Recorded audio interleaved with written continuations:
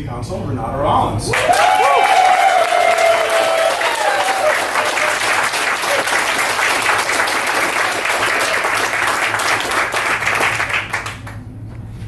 Is it possible to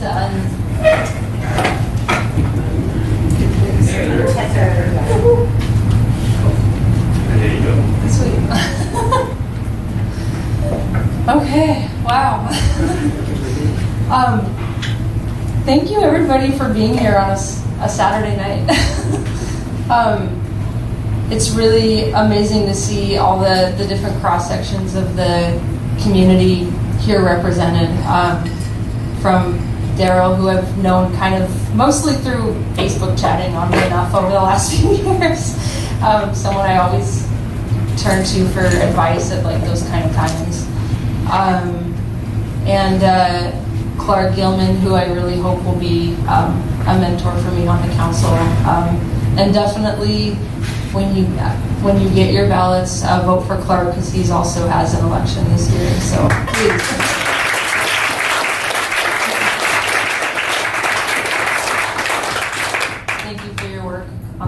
So far, Clark. So many people that I've just seen at different community events. Rod and Susan, I go back to Heritage Park 6 years ago, and Alex Day, Occupy Olympia, Zahid, and when we were when we were all coming together with not like a top-down plan of how to change things, but just a knowledge in ourselves that things needed to fundamentally change. And we were going to come together as a group, as people without homes, as people with homes, as people who have been living homeless for years, and people who maybe had never met a homeless person before, to understand each other. And that was a lot of my political consciousness was formed here in Olympia, and so I really want to thank the people I met along the way who've shaped my views and my heart. Yeah.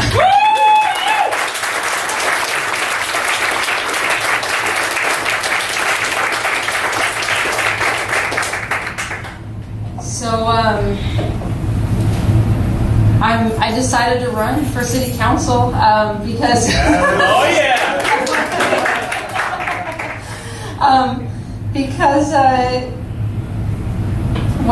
because I've looked around and I think shared the sentiment of a lot of folks in this room that Olympia is kind of at a crossroads and kind of maybe even having something of an identity crisis, right? Where we are looking to welcoming 20,000 new residents into the community over the next 2 decades. And that's looking ahead to the future, and then we have a lot of history that we haven't reconciled as a community either. So we have all these challenges associated with all this change. We have rising cost of living, rising rents, rising home prices, rising homelessness, rising sea level. But we also have rising people's movements in Olympia. Yes.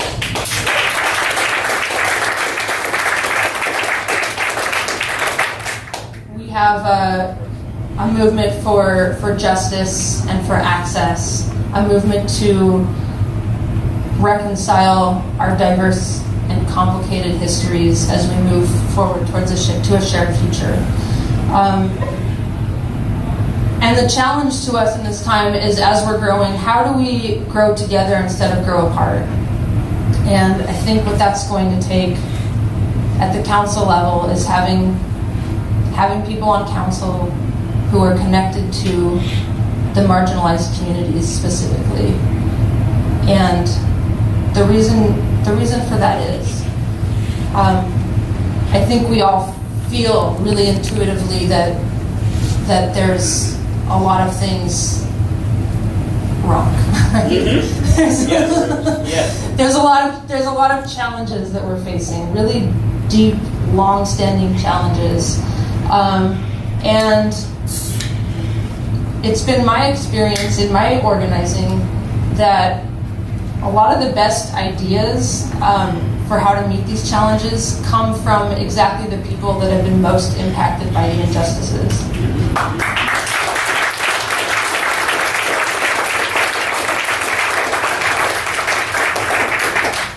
That's why at Partners in Prevention Education, PIPE, or it's known as the Purple House, which is a nonprofit center. I'm on the board there, and it's for young survivors of violence who are marginalized through homelessness, marginalized by their youth, marginalized by their race, indigenous status, and about 78% of our participants there are also LGBTQ.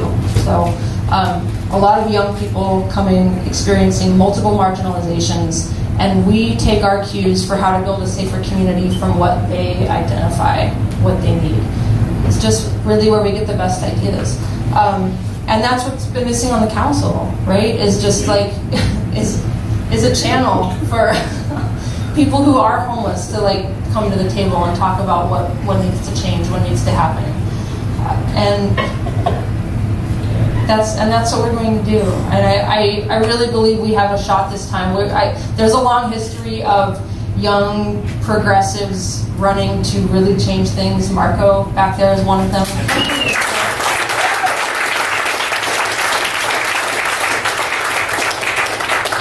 My friend Maida Hogan, who couldn't be here tonight, she's not here, but ran for mayor 10 years ago. So it's been a wave that's building, and it really feels like this is the time. Yes. And I'm really excited.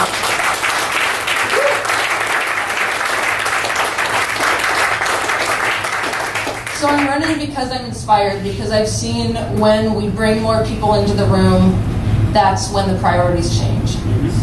Yeah.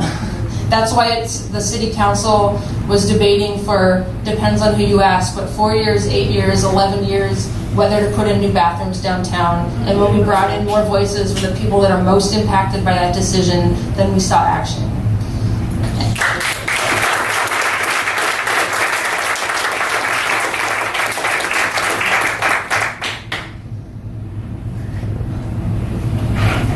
There's a lot of movement in Olympia. There's a lot of movement for the water, for the land, for the people, for justice, for accountability in our law enforcement. Oh yeah!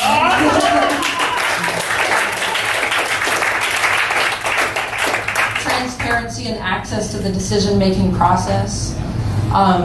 We need to restore our estuary.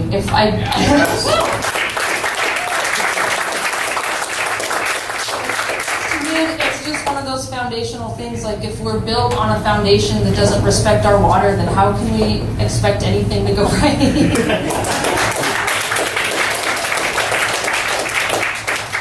We need to be preparing for the inevitability of the shoreline change and climate change. And once again, that's a process. We're not going to come to the right answer unless we have all the voices in the room.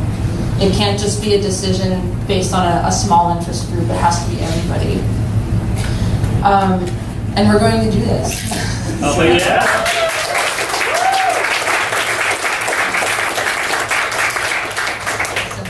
What was it you just said? We're going to do this. Okay. Oh,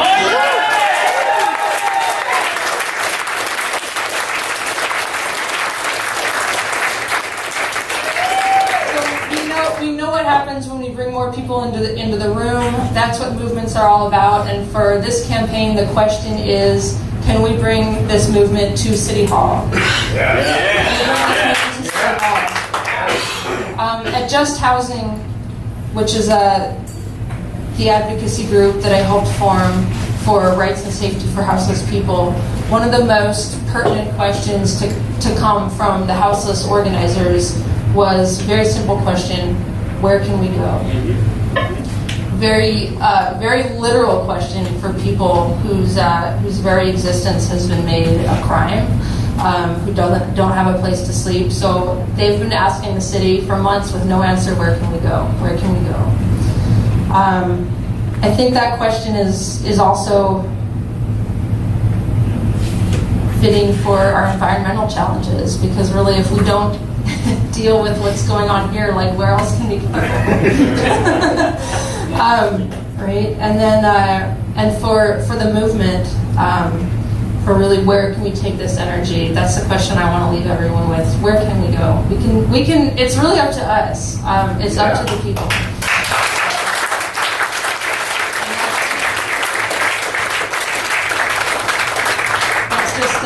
That's just the simple truth. So where can we go? Where can we go? I want to. I think I've said I'm really excited. Thanks again for being here. And I want to, while I'm up here, we have great musical acts coming up, and I just want to specifically thank Shamika for being here because right before the pop-up shelter, which Boudica mentioned in October, about like 3 weeks before that, I was at like a personal low point as far as just I didn't believe that we could achieve anything. I didn't see movement. I didn't. Just Housing had been organizing for a few months, but we just didn't really weren't being seen by the powers that be. And I was I'm a writer, so I was just like stuck to the notebook about just how awful everything felt and how I just didn't have any hope. And then I decided to come here to a show that Shamika opened, and I'd never heard Shamika perform before, but she pulled me right out of my hopelessness and just provided a different vision. So thank you. This community is full of people that do that for each other, and I'm happy to be a part of that, happy to be a part of the movement with you all, and thanks again.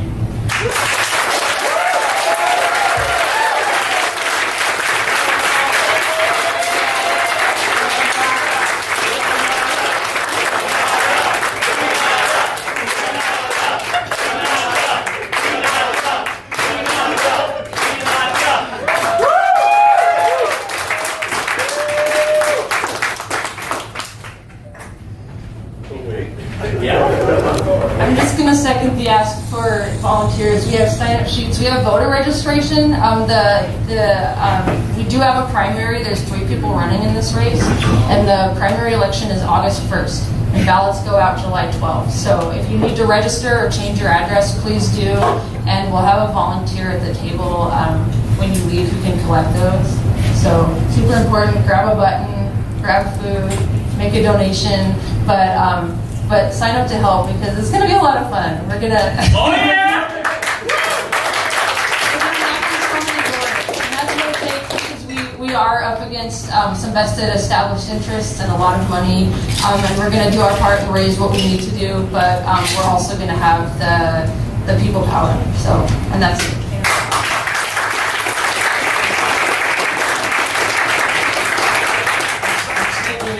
Public service announcement from Mary Hall, my friend, the county auditor. Renata was talking about people registering to vote. And one of the things that's really important to recognize is that Washington has fixed a really big voter problem, disenfranchising people with criminal justice system involvement. So, Go justice, not jail. So please spread the message that if you are not in prison and are not currently being supervised by the Department of Corrections, you don't have to do anything but go register to vote. Yeah.